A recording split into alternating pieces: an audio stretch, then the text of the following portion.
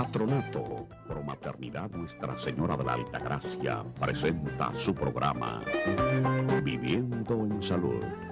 Disfrute de un programa de orientación y educación a la familia dominicana.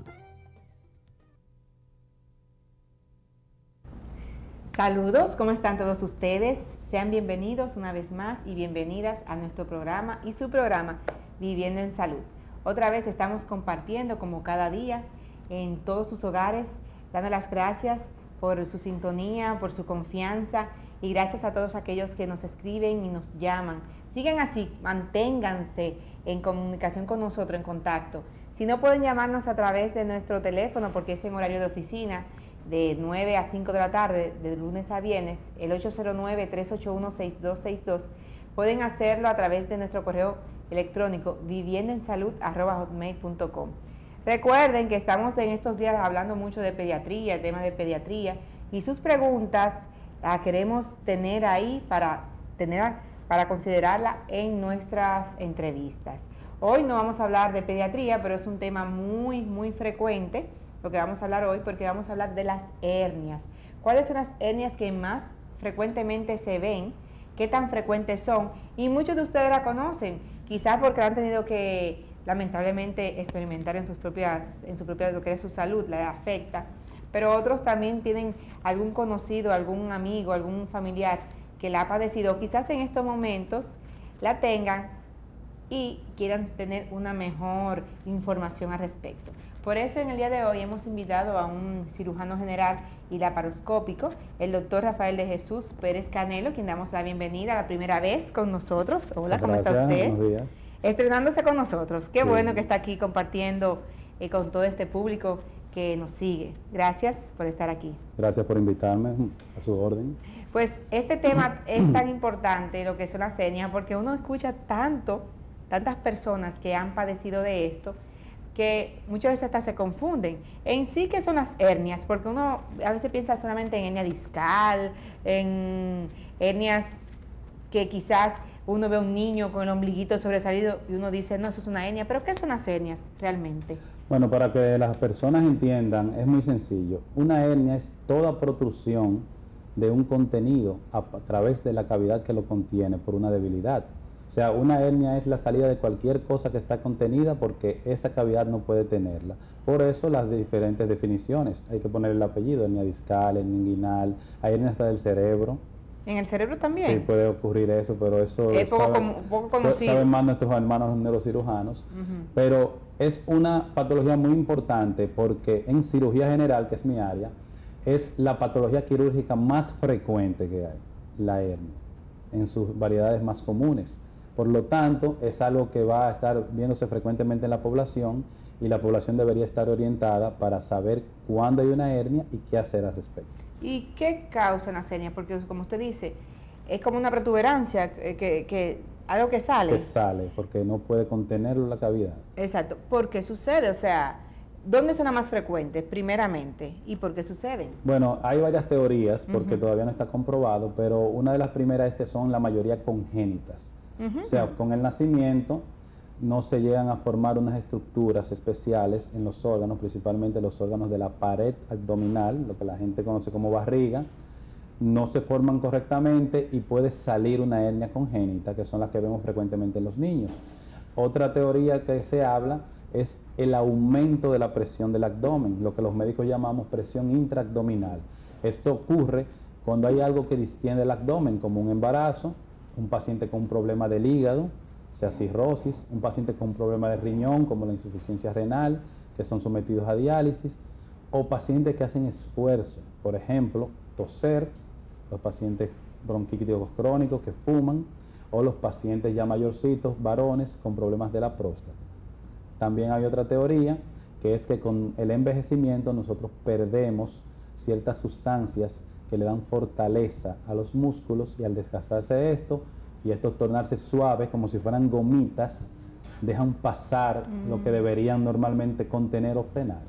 Entonces, con esta parte que se está estudiando todavía, que no se ha podido como decir a ciencia cierta, que es así, con la causa, su etiología, pudiéramos derivar de esto que las personas de cierta edad o más mayores son más proclives a sufrir de hernias? Podrían, pero lo importante con estas teorías es saber que todo paciente puede tener una hernia, desde un recién nacido hasta un adulto, porque puede ocurrir en cualquier etapa de la vida. Nuestra función como médico es orientar a la población para hacer la detección a tiempo y poder darle su tratamiento, que en este caso es quirúrgico. O sea, las hernias hay que operarlas para que se curen, porque si no, van a seguir empeorando y van a producir complicaciones en los pacientes. Entonces, en el caso de lo que son ya los recién nacidos, estos sí vienen siendo, bueno, es congénito, pero muchas veces se relaciona cuando los niños ya que están creciendo, les cortan, cuando nacen le cortan el cordón umbilical, y muchos creen que quizás por la poca higiene, quizás por otras razones, es que el ombliguito no se le hunde. ¿Tiene que ver con esto, quizás la falta de higiene, el mal cuidado con el bebé cuando nace, del área? No. ¿O ese es que ya venía con ese problema? Realmente en nuestros países el principal problema son durante el embarazo. Recuerde que tenemos un alto índice de madres adolescentes. También tenemos un alto índice de madres desnutridas. Durante el embarazo es vital la nutrición adecuada de la paciente, porque eso se va a reflejar en la formación posterior del niño. Entonces, una madre malnutrida, anémica, durante el embarazo, va a tener un bebé con déficits. Por igual también, las madres adolescentes son frecuentes los embarazos que no llegan a término. O sea, los bebés nacen prematuros y está descrito que en hasta un 90%, o sea, de cada 10 niños que nacen prematuros, 9 vienen con la probabilidad de tener una hernia inguinal. Es inguinal, en este caso. ¿Cuáles son las hernias inguinales? Las hernias inguinales son las que ocurren inmediatamente por debajo del abdomen o barriga, entre el área del pubis, o donde estarían en los varoncitos las bolsitas y en la hembra la vulva. Son las más frecuentes, pero muchas veces malinterpretan los padres la hernia que aparece en el ombligo, que los médicos consideramos normal que esté abierto hasta los 3 años más o menos. O sea que si un niño tiene su ombliguito así abierto, que no está hundidito, hasta los 3 años no lo consideran preocupante. No se considera quirúrgico hasta esa edad, porque, como le dije, el ombligo es el área de nutrición del bebé durante el embarazo, y luego que nace se oblitera o se cierra esa vena que estaba ahí, que se llama umbilical, y entonces debe cerrar ese defecto más o menos a los 3 años. Entonces, luego de los 3 años, si no se ha cerrado, entonces debemos considerar el cierre quirúrgico. Pero a veces esa protuberancia es bastante grande. Sí, o sea, hay niños que lo tienen más grande que otros. Inclusive se usa mucho en la población ponerle algunos objetos para reducirse. Le ponen un botoncito, una moneda, un parchecito, y luego dicen que se cerró por eso. No, se cerró porque se iba a cerrar. Si normalmente a los 3 años el niño está bien nutrido y va a tener un desarrollo normal, debe de cerrarse.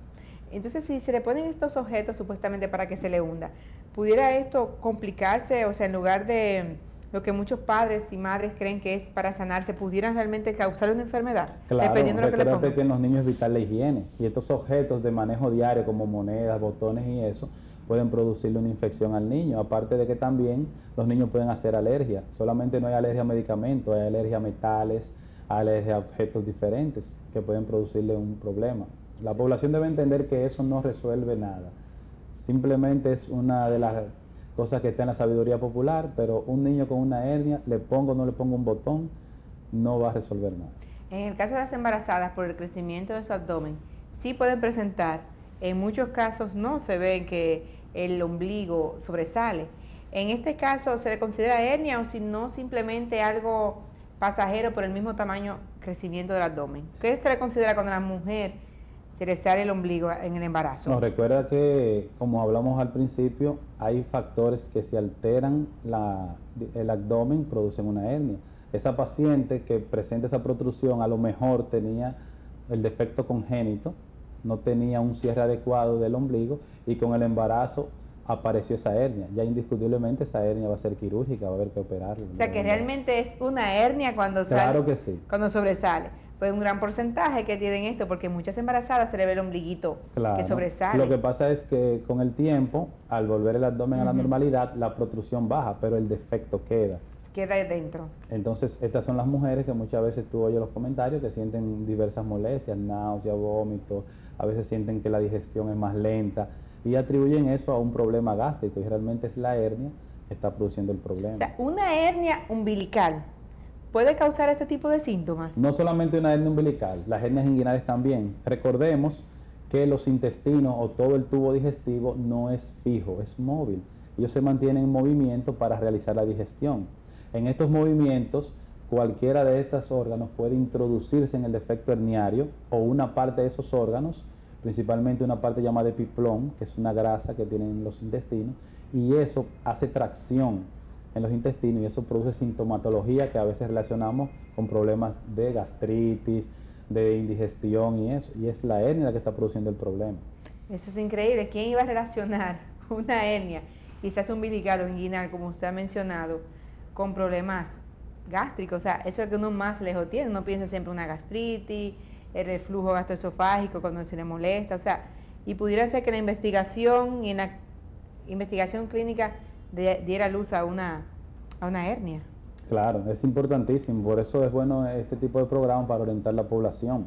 Hay una gran cantidad de pacientes padeciendo de síntomas y no relacionan alguna enfermedad en sí, y cuando hacemos el examen físico nosotros los cirujanos encontramos que es un defecto herniario, porque hay diferentes sitios donde pueden salir hernias. Te mencionamos la umbilical, que es muy frecuente, la inguinal, pero también hay una hernia muy frecuente que pasa desapercibida, que es la epigástrica, que es un defecto en la parte superior del abdomen, acá arriba, lo que el pueblo llama la boca del estómago.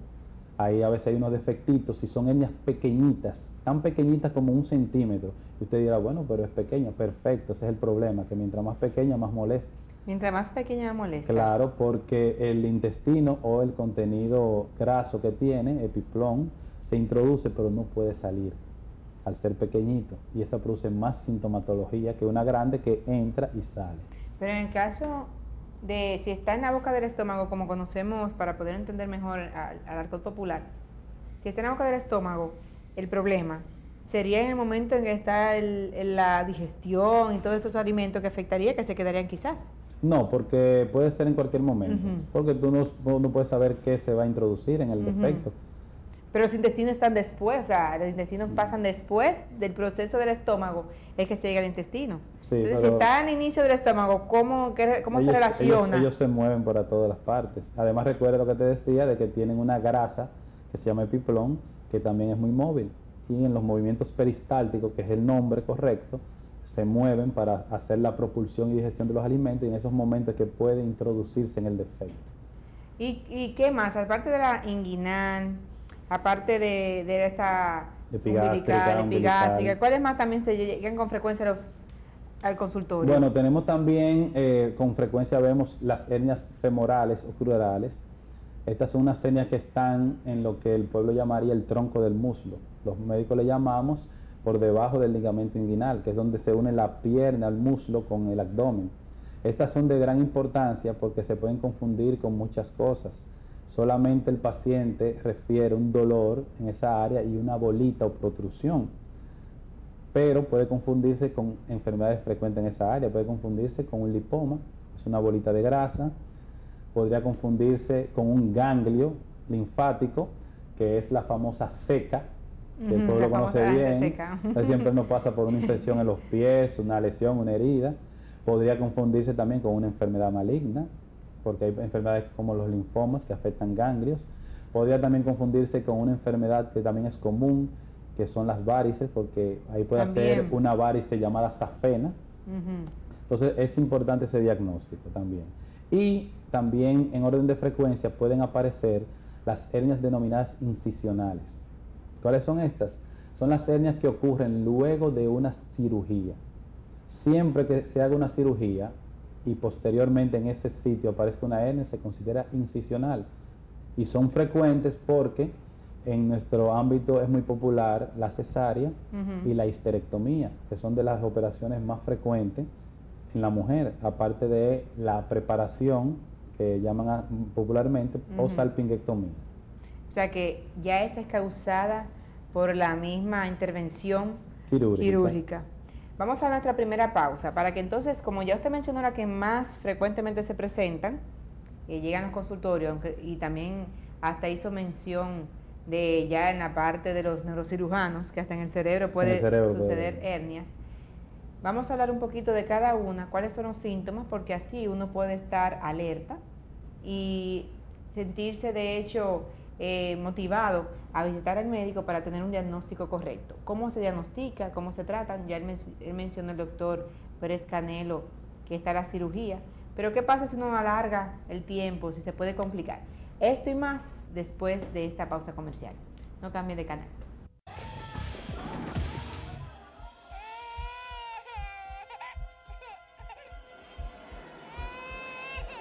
El embarazo en la adolescencia troncha tu futuro.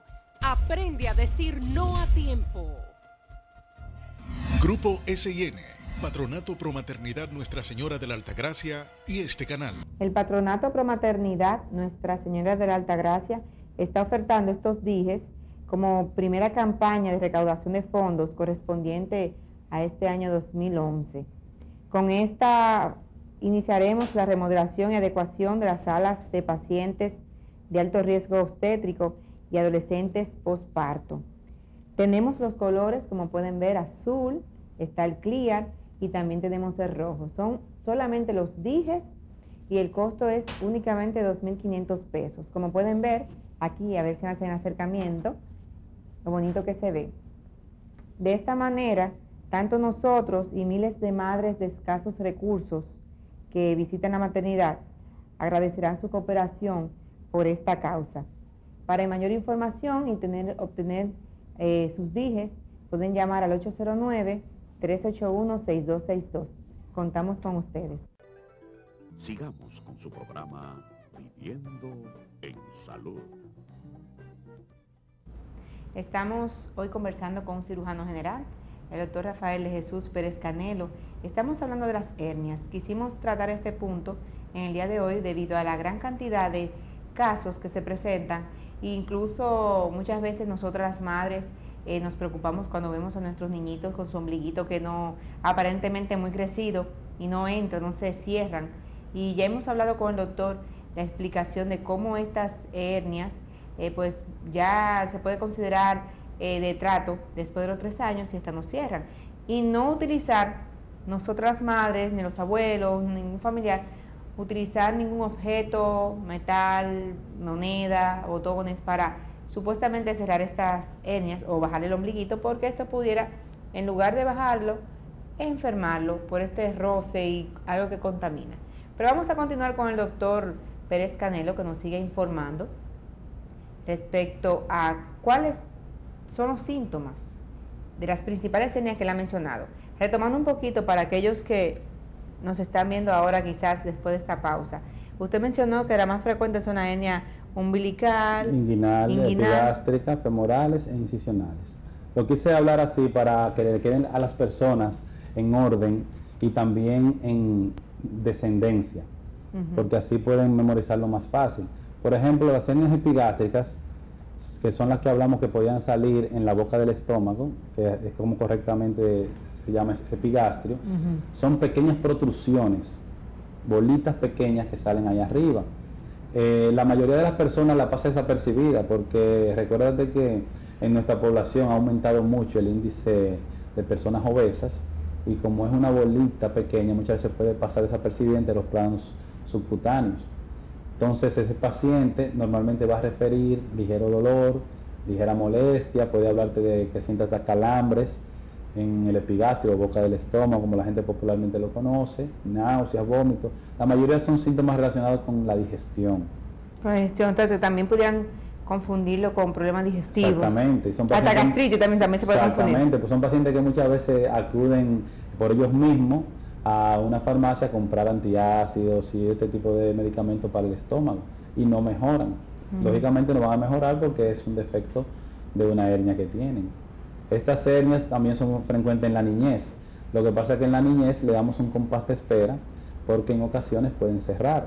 Al igual que la umbilical, que esperamos unos 3 años. En la epigástrica podemos esperar hasta los 7 años, que se formen los músculos que van en la parte anterior del abdomen del niño, que se llama recto anterior. Entonces, si a los 7 años se ha cerrado, el médico cirujano no tiene que hacer ninguna intervención. Si ya pasó esta edad, sí debemos hacer una reparación quirúrgica. En esta de la epigástrica, usted menciona que las personas que son obesas quizás no se puedan palpar bien. Exacto, no se Por la- percatan por el panículo adiposo y se mantienen durante mucho tiempo presentando esa sintomatología grasa, que muchas veces también se lo atribuyen ellos a sus desórdenes alimenticios. Y entonces las personas que no tienen tanto, que tienen un peso adecuado, ¿pueden palparla? Sí, es mucho más fácil, porque hacer una protrusión casi siempre es un poquito dura, porque hablamos al principio de que se introducía una pequeña cantidad de grasa y se quedaba ahí, casi nunca sale, y eso es lo que da la sintomatología molesta. Entonces el médico, con una palpación suave, puede tocar la bolita y hacer el diagnóstico fácilmente. También puede hacerse por otros métodos, como son la sonografía, que ahora es un método bastante asequible al público, está en todos los lugares. Entonces, seguimos descendiendo. Ya hemos hablado de la Epigástrica. epigástrica. La umbilical, que es también muy frecuente, pero ahí uno lo ve mucho en niños. Que si después se mejoran los 3 años, desaparece, no será en un futuro un niño que quizás desarrolle otra hernia, porque nació así, se mejoró, le entró el ombliguito, le cerró. ¿No es un posible candidato a sufrir de hernia en el futuro? Bueno, recuerda que, como hablamos también que hay causas que en el futuro aumenta la presión abdominal. Si un niño tiene una hernia umbilical y se le cerró a los 3 años, yo no puedo garantizarte que a los 50 no la tenga, porque si a lo mejor fue un fumador, puede ser que eso destruya sus fibras colágenas que tienen que ver con la formación muscular, o eso haga que sus pulmones no estén lo completamente expandidos y tosa. Entonces ya ese paciente puede en un futuro tener una hernia.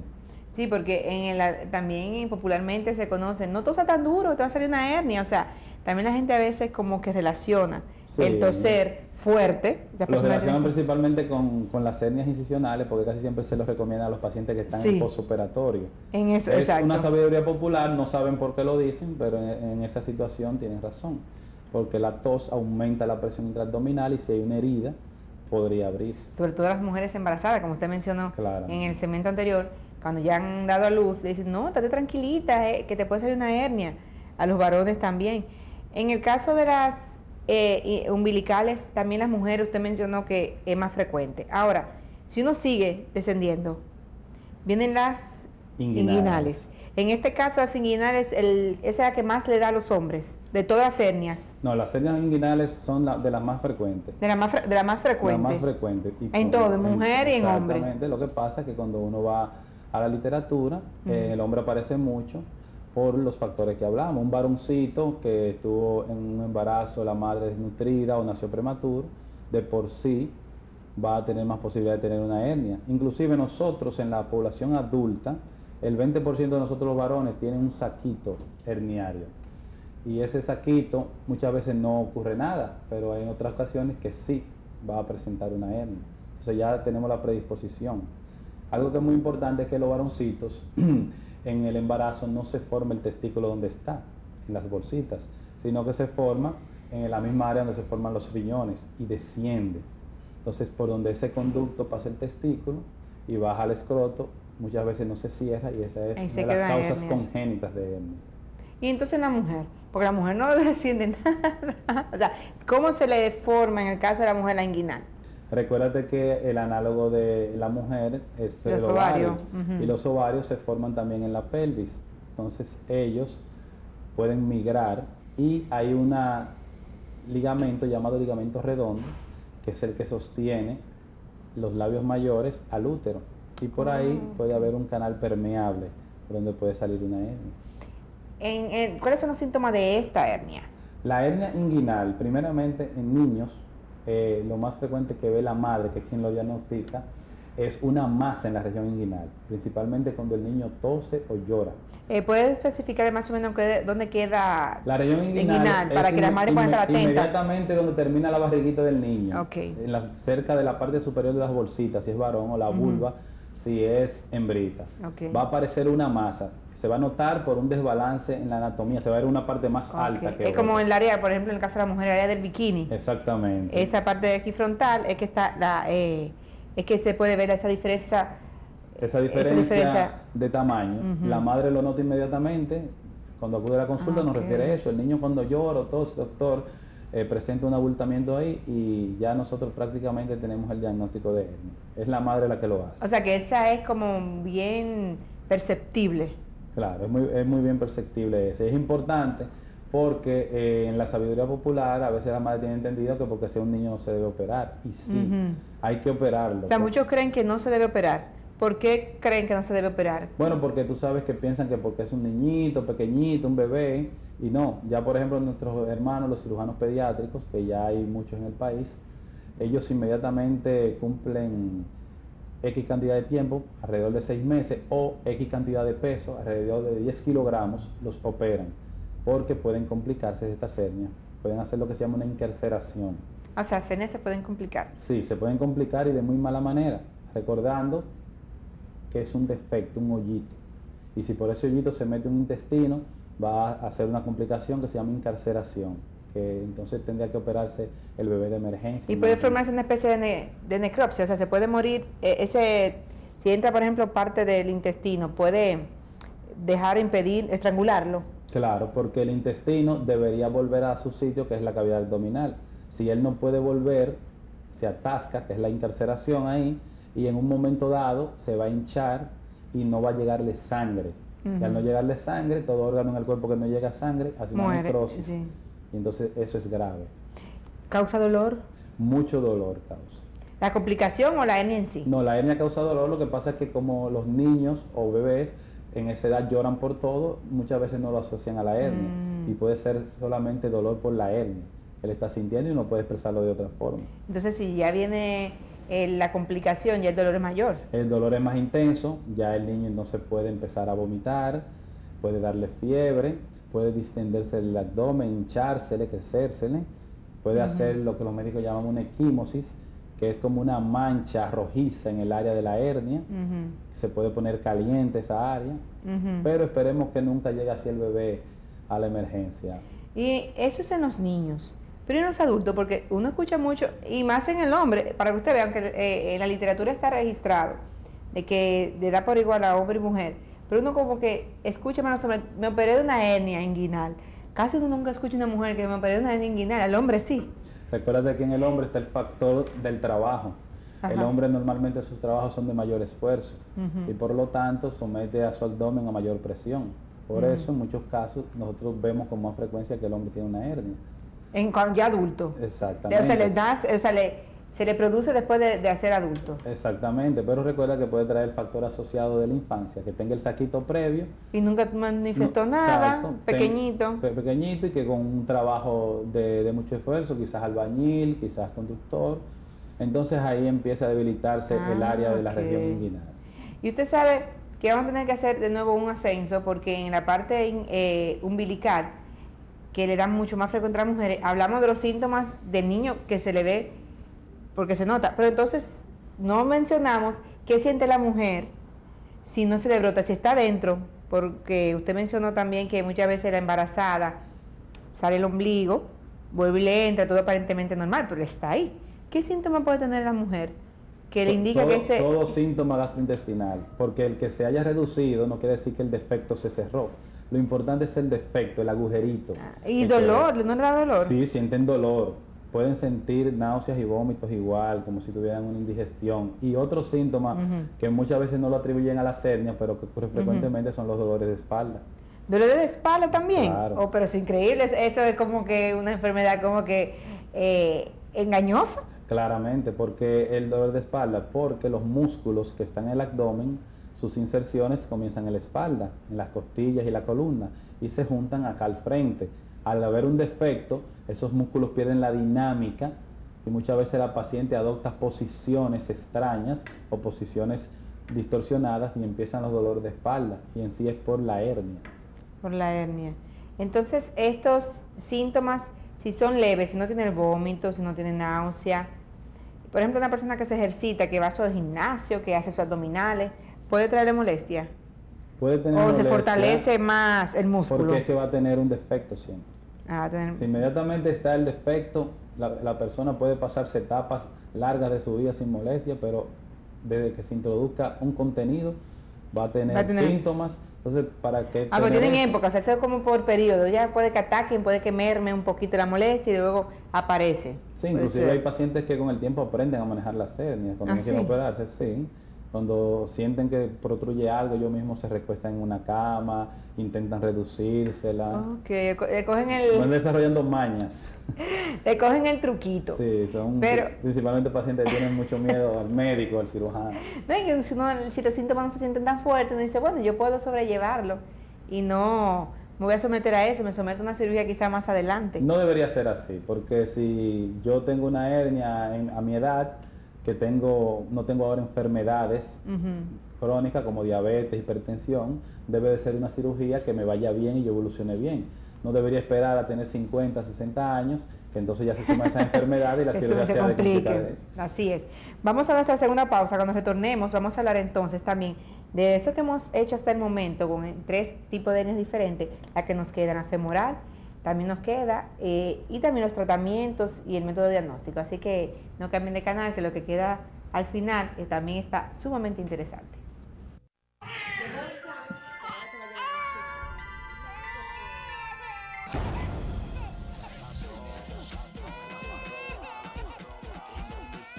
El embarazo en la adolescencia troncha tu futuro.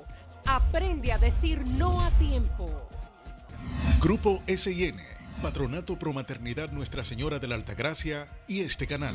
El Patronato Promaternidad Nuestra Señora de la Altagracia está ofertando estos dijes como primera campaña de recaudación de fondos correspondiente a este año 2011. Con esta iniciaremos la remodelación y adecuación de las salas de pacientes de alto riesgo obstétrico y adolescentes posparto. Tenemos los colores, como pueden ver, azul, está el clear y también tenemos el rojo. Son solamente los dijes y el costo es únicamente 2.500 pesos. Como pueden ver, aquí a ver si me hacen acercamiento, lo bonito que se ve. De esta manera, tanto nosotros y miles de madres de escasos recursos que visitan la maternidad agradecerán su cooperación por esta causa. Para mayor información y obtener sus dijes, pueden llamar al 809-381-6262. Contamos con usted. Sigamos con su programa Viviendo en Salud. Continuamos ya en la parte final del programa. Hemos dicho que el doctor, el apellido lo hemos mencionado mal 2 veces, es Pérez Canela, no Pérez Canelo, aclarando para que después la madre del doctor no esté reclamando que le dijeron mal su apellido, que con tanto esfuerzo llevó al doctor al tamaño que tiene. El doctor Rafael de Jesús, que es su nombre, quien es cirujano general y laparoscópico, estamos analizando el tema de las hernias. Y continuando con el segmento que tuvimos que interrumpir para ir a publicidad, ya hemos visto las características principales, síntomas principales de las principales hernias, como está la hernia umbilical, están, bueno, la inguinal, que también es muy frecuente, epigástrica también, pero ahora la que quedan, también con mucha frecuencia, la que es la femoral y también la que es por incisión. Continuamos con usted, doctor, en esta parte. Ahora tenemos que seguir analizando y seguir bajando, claro, ¿verdad que claro. sí? Eso es bastante importante. Principalmente las hernias femorales, que inclusive hasta los médicos pueden pasarnos desapercibidas, porque son una protrusión pequeña, o sea, una bolita pequeña que se siente en la cabeza o tronco del muslo, para que la gente lo entienda bien, que es lo que los médicos llamamos por debajo del ligamento inguinal. Que mucho lo confunde ahí con inguinal, pero no es inguinal, es femoral. Está por debajo. Exacto. Entonces, esa hernia tiene bastante importancia porque da un dolorcito muy punzante, muy molestoso, pero el paciente nunca lo asocia con una hernia. Entonces, tenemos que hacer el diagnóstico diferencial con otras patologías que pueden aparecer en esa área, que son bastante frecuentes, como son lipomas en la zona, que son bolitas de grasa que están ahí. También se confunde mucho, se pueden sí. confundir, claro. Lo único que la hernia se entra y sale, la bolita va a estar siempre en su mismo sitio. Además, normalmente los lipomitas o bolitas de grasa son móviles, son suaves, También pueden aparecer en esta área ganglios linfáticos inflamados. Que uno tiene miedo cuando son los ganglios. Sí, muchas veces pueden ser por una infección de tipo que ocurre en el miembro inferior, en la pierna, en el pie, una herida, un problema en una uña como una onicomicosis. También podría ser por una enfermedad de transmisión sexual. También puede aparecer alguna tumoración en esa área. Porque en esa parte, como tiene que ver con nuestras defensas, cualquier alteración que haya en nuestro organismo pudiera inflamarse, ¿verdad que Claro sí? que sí. Porque es la parte donde está como el campo de Claro, batalla. todos los ganglios linfáticos tienen que controlar enfermedades y son Sí. satélites, o sea, reciben muchas veces la enfermedad para controlarla. Entonces debemos hacer ahí ese diagnóstico también. Ujú. Con una enfermedad neoplásica, como por ejemplo los linfomas, que son enfermedades neoplásicas que atacan los ganglios. Todo esto de lipomas, todo esto de que no tiene nada que ver con hernias, también la gente puede confundirla con quistes y cosas así. Claro, sí, puede confundirse con cualquier formación ahí nodular, o sea, una bolita que salga en esa área. Por eso lo importante es que usted acuda al médico, que ya el médico va a utilizar su pericia clínica o algún método diagnóstico de imagen, como mencioné anteriormente, la sonografía, que es un método barato y de mucha sensibilidad, podemos usarlo. Entonces, en la que es femoral, yo me imagino que por ser tan molesta, es la que más llegan los pacientes de manera voluntaria, sin automedicarse tanto. O sea, por la preocupación y la molestia llegan más por esta, o por cualquiera llegan a consulta. No van porque muchas veces atribuyen el dolor y la molestia a un problema osteomuscular. Piensan que tiene algún tipo de artritis, algún músculo lesionado, alguna ciática. Se lo atribuyen a eso, porque es una ubicación que no es frecuente. Que puede ser en ambos lados. Exacto, aunque es más frecuente del lado derecho. Del lado derecho es más frecuente. frecuente. Entonces, los síntomas son esa molestia y se presenta también, se puede visualizar, se puede tocar Exactamente. como una bolita, Una para que uno bolita, entienda. Básicamente. Una bolita. Ya cuando se encarcera, esta da los síntomas claros de náuseas, vómitos. Porque sucede lo mismo también. Claro, todas las hernias pueden presentar esa complicación. Pero esto sucede solamente en lo que tiene que ver el intestino, pero cualquier órgano adyacente puede también introducirse. Sí, claro, puede introducirse el intestino delgado, que es más frecuente, puede introducirse el intestino grueso o colon, puede introducirse el apéndice, puede introducirse un ovario, en el caso de la mujer, una trompa, puede introducirse un útero con un mioma, o sea, cualquier cosa puede migrar y introducirse en una hernia. Por ahí eso está la importancia de hacer el diagnóstico temprano y resolver el problema quirúrgicamente, o sea, operando al paciente. Operando. Y las que son por causa que ya también mencionamos vienen como consecuencia de una cirugía, que ya eso no viene porque sea mala práctica médica, nada de esto, sino el mismo procedimiento quirúrgico, la intervención quirúrgica. Es en el momento que se están quizás de nuevo sellando estos músculos, la piel. ¿En qué momento se puede presentar esta hernia? Esas son las hernias llamadas incisionales. Son todas aquellas hernias que ocurren luego de una cirugía. Una cirugía implica un corte de los sustentos del músculo que se llaman aponeurosis, que es lo que nosotros luego suturamos cuando terminamos la cirugía. Entonces, un paciente necesita un periodo de cicatrización de alrededor de un año. ¿De un año? En un año es que una cicatriz quirúrgica tiene la consistencia adecuada, que se ha reparado. ¿Cuántas cosas se hacen antes del año? Exactamente, que se ha reparado correctamente esa herida y el hilo que sostenía esas aponeurosis ya no necesita hacer el efecto de tensión. Pero sabemos que estamos en un país donde no es fácil una persona inhabilitarse tanto tiempo. Imagínese. E inmediatamente tiene que integrarse al trabajo. También recordar que vivimos en una sociedad ya muy rápida y la alimentación a veces no es suficientemente nutritiva. Todo paciente operado necesita una nutrición adecuada, una ingesta alta de proteínas para tener una buena cicatrización. O sea que hasta la alimentación tiene que ver con la cicatrización. Claro, el cirujano puede hacer el mejor procedimiento, usar el mejor hilo, usar el mejor medicamento. Si el paciente no tiene una adecuada cantidad de proteínas en su cuerpo, va a fracasar la cicatriz. ¿Y la proteína las obtenemos en? Principalmente la obtenemos de las carnes, leche, Bueno, cara que queso, la carne para mucha gente. pero la más barata y más abundante es el huevo. Entonces, Exactamente. en todos sitios hay huevos, hay berenjenas. El más barato es el huevo y es muy completo. Muy completo. y un paciente puede tener una nutrición adecuada con eso. Lo que pasa es que, como te digo, hay conceptos en el pueblo. Entonces, ¿que el vegetariano?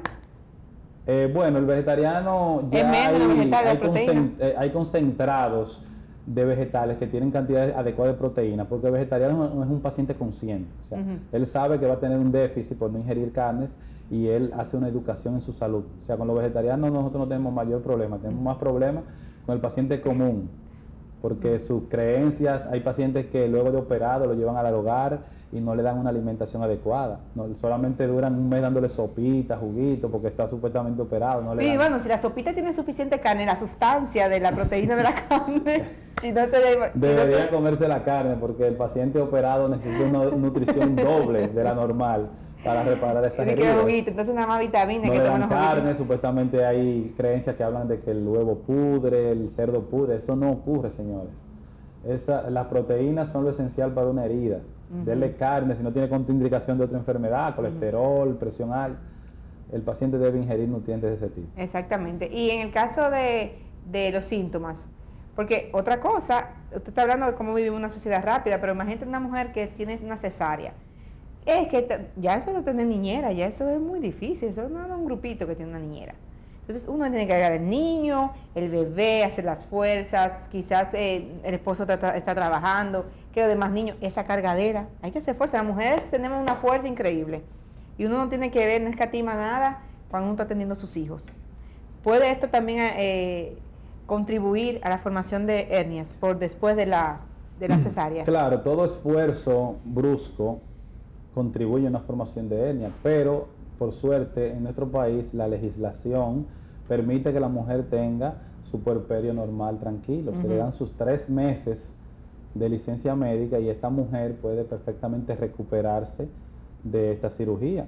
Lo que pasa es que tenemos que insistir en la educación del paciente. El paciente inmediatamente se siente bien, comienza a hacer su vida normal, no gradualmente. Sí, no, porque después que uno se siente bien, la mujer empieza a trapear, a barrer, porque la casa se está ensuciando y no se puede tener tanto sucio. Claro. Entonces empieza a hacer todo ese oficio. Se busca una complicación que es provocarse una hernia incisional.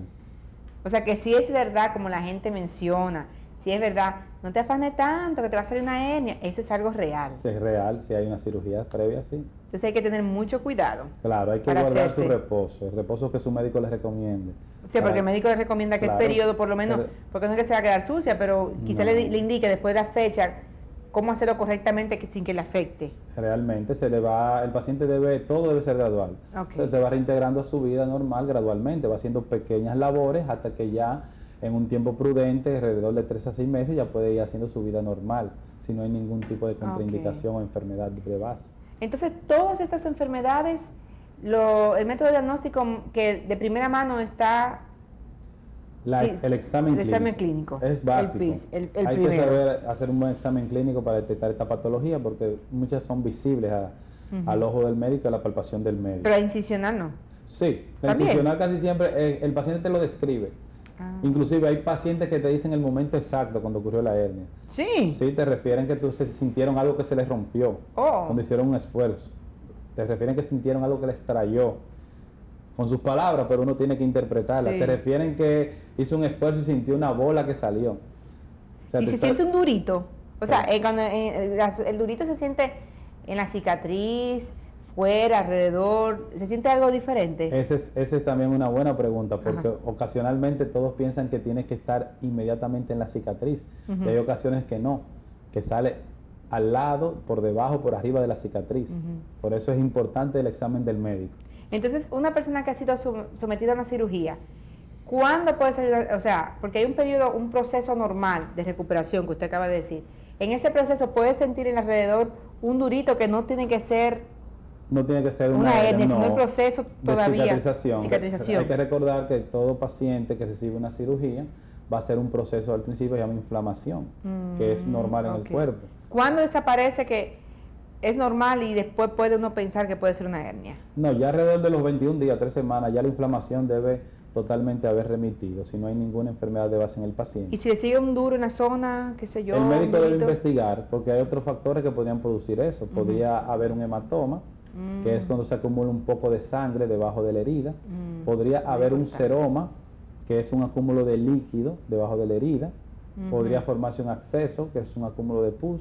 Ya es importante que el médico identifique qué está ocurriendo. O sea que es importante entonces ir al médico y darle un seguimiento para ver por qué está así. Eso es lo ideal. Eso es lo ideal. Siempre operarse, darle alta, ir a la consulta postquirúrgica y luego a las consultas de seguimiento. Que hay un seguimiento después. Claro, el médico va a decidir cuántas consultas son necesarias hasta darle la de alta definitiva. Lo que pasa es que muchos de nuestros pacientes luego abandonan el médico. Y los puntos, ya por ahí se fueron. Doctor, ¿está bien? Si usted está bien, ya, no vuelven. No vuelven. Y entonces, después que usted hace el historial clínico, viene lo que es sonografía. Sí, método diagnóstico, es uno de los métodos diagnósticos más económicos y fidedignos que tenemos. ¿Y se ven siempre? No siempre, pero te hablan de presencia de algo. Por ejemplo, si es en una herida y hay presencia de intestino, ya tú sabes que ahí no deben estar los intestinos. Si la paciente siente una masa, como hablamos anteriormente, y la sonografía lo que ve es líquido, sabemos que no es una hernia, que es un hematoma, un seroma, y ya podemos decir. Pero es muy buen método diagnóstico. También podemos usar las radiografías, las tomografías, dependiendo, pero casi siempre no es necesario ir a métodos tan sofisticados y costosos. ¿Y el tratamiento siempre es cirugía? Siempre. Deben entender los pacientes que el tratamiento de las hernias es quirúrgico. No hay nada, no hay pastilla, no hay pomada, no hay nada que no sea la cirugía. Que en estos métodos que tenemos actualmente se están usando mucho lo que se llaman prótesis o mallas, que debemos educar a las personas en esto, que son estructuras hechas por el hombre que se ponen para que no vuelvan a aparecer. Para que no vuelvan a aparecer, para sustituir esa pared abdominal que ya ha sido intervenida quirúrgicamente y que no se encuentra en buenas condiciones. Entonces, para aclarar, las personas que, por ejemplo, le hacen esta cirugía por hernia, le colocan esto. O a todo el que le hace una cirugía, por ejemplo, le la ponen automáticamente para evitar que le surja una hernia en el futuro. Ya hay lo que se llama protocolos médicos. Por ejemplo, en nuestro hospital, en Arias Lora, nuestro protocolo es colocarle malla a todos los pacientes. Siempre. Claro, evitamos la recidiva.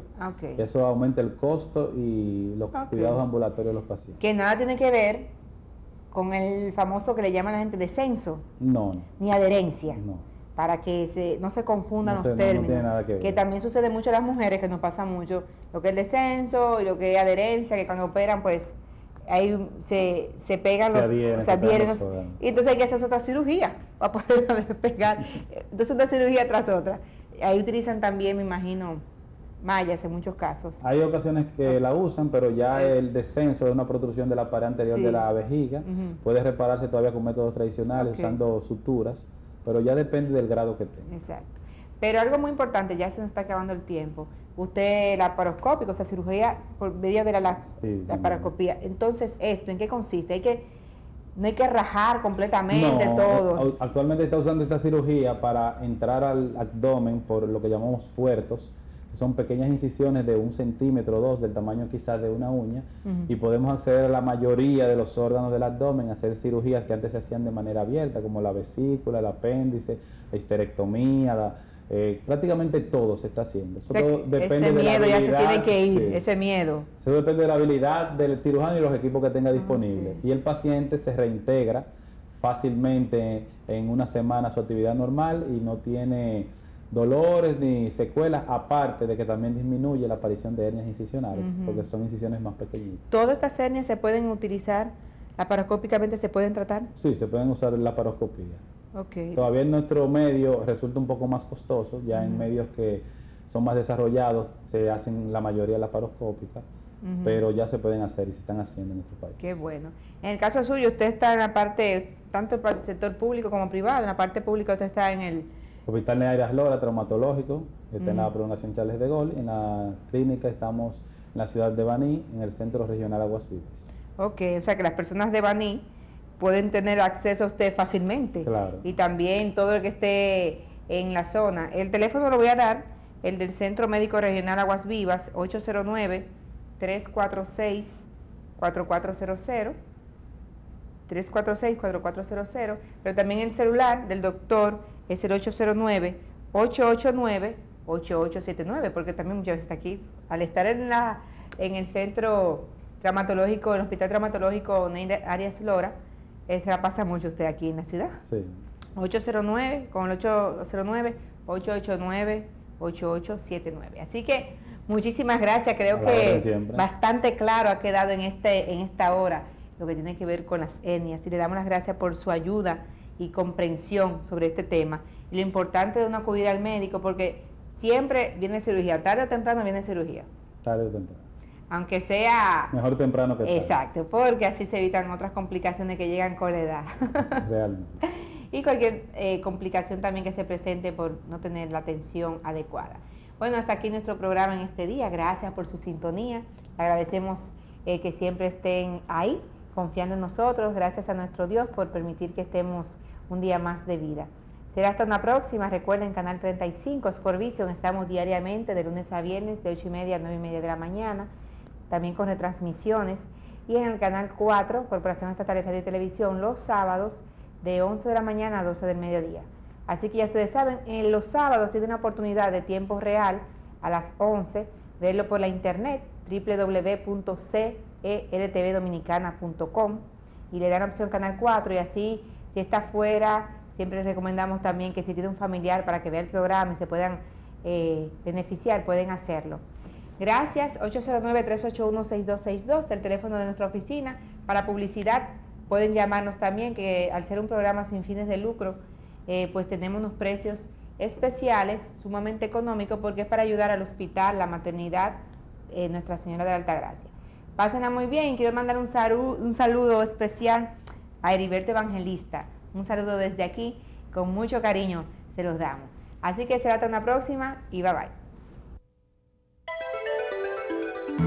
Patronato Promaternidad Nuestra Señora de la Altagracia presenta su programa Viviendo en Salud. Disfrute de un programa de orientación y educación a la familia dominicana.